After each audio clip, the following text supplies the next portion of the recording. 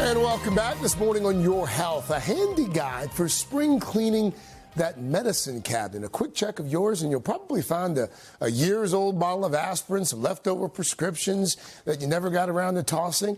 Well, now's the perfect time to get things in order for the spring and summer seasons. And here to walk us through it, NBC News medical contributor, Dr. John Torres. Dr. John, always good to have you. Good morning. I mean, first of all, how often should we be cleaning out? And I'll admit, I can't even remember the last time I cleaned out my medicine cabinet, but you should be doing it every 6 months.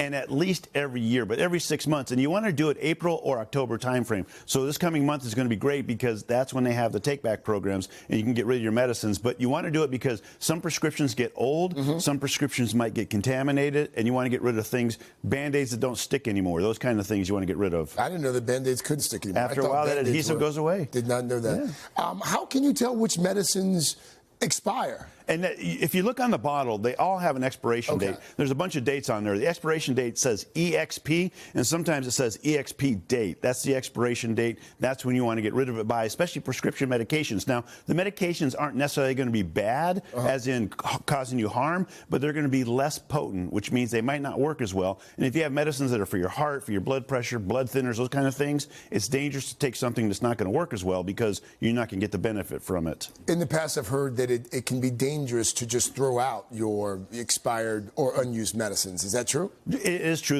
There are three ways you can do it. And you can throw it out, but there's a certain way you throw it out. Number one, there are these drug take-back programs. Again, April and October, so they're coming up next month. Be looking out for them because that's when the DEA puts out all sorts of different containers that you can throw your medicines, including narcotics, away. Some places have drug take-back boxes that you can do any time of the year. If you go to Google and just put in drug disposal near me, it'll show you where they are in your local area, and you can do that. If you don't have those, there's other things you can do. Certain medicines, the DEA actually wants you to flush.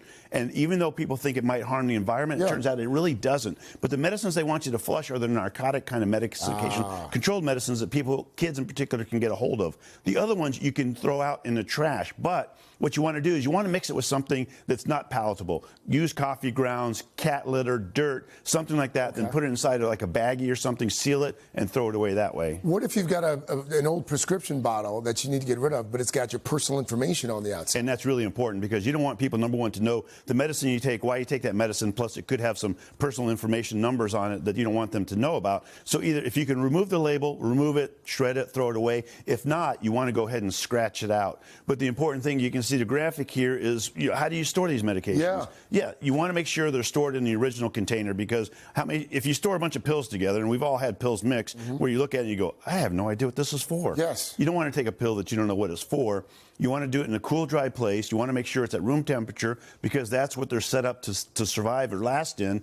Out of reach, especially narcotics. An important thing with narcotics, you want to make sure they're in a locked cabinet and you know how many are in the bottle and check that every time you take one because if there's any missing, then you have to figure out why they're missing because it might not be you. All right, what would Dr. John say we should all have in our medicine cabinet? What are the 5 things that Dr. John would suggest we all keep? So think of the A's: acetaminophen, which is Tylenol, aspirin if you need to take aspirin, antihistamines, liquid antihistamines in case you have any kind of allergic reaction, the antihistamines for seasonal allergies, you want those as well in there, antacids in case you have any stomach issues, and I would add antidiarrheals in there too in case you have any stomach issues as well.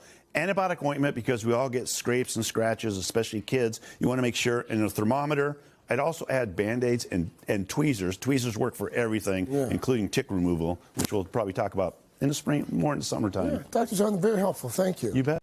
Hey, thanks for watching. And don't forget, you can catch the Today Show every morning on NBC or take Today when you're on the go. Just follow the Today podcast on Apple Podcasts, Spotify, or wherever you listen.